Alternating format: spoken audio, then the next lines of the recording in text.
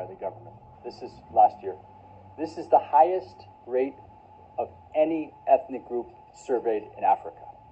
In their view, they are sometimes or always treated unfairly by the government.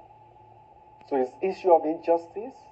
It is a deep grievance, and it's a disconnect from the Nigeria project, as was mentioned earlier.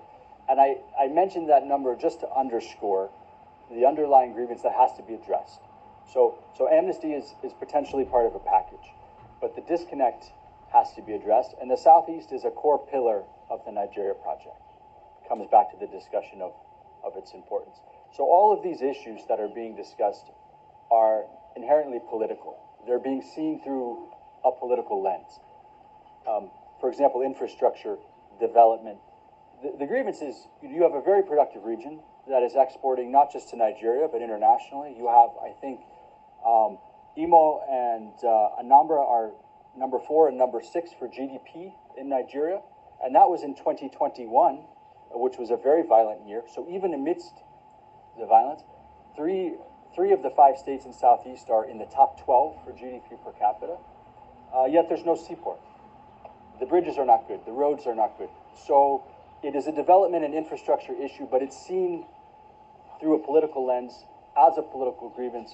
The same with security, which is you have significant deployment of security forces, yet the perception is the DPOs are not from Southeast. Many of the officers are not from Southeast.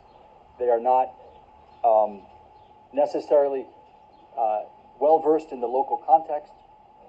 And so they're not performing the role of community security in a way that they or other communities would expect. So that's a security issue, yes, but it's also perceived through a political lens. And it's the same with federal appointments and involvement in governance. So these are development, these are policy, these are economic issues, but they're seen through a broader political lens that they're not being kind of fairly adjudicated. And I think that's really important to underscore. So amnesty as part of a package may be a solution, but the underlying grievances have to be addressed with an understanding of the political perception, how the infrastructure problems, how the economic problems, how the security issues are perceived politically, and what it means to have a more representative involvement in those efforts from a Southeast perspective.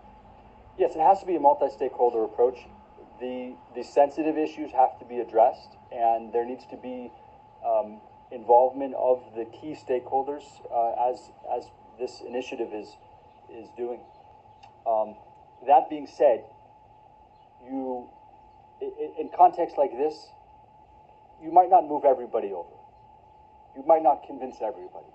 But where you make a serious effort and where you provide legitimate avenues, you will see a significant reduction in popular grievance that draws down support for extremism and makes it very difficult to operate. So a multi-stakeholder approach doesn't immediately solve all the problems, but it changes the trajectory, and it moves a lot of the public into using or trying to use the legitimate mechanisms again, as opposed to staying on the sidelines or even supporting extremist activity. So it's where you need to start, and it's the direction that you need to go.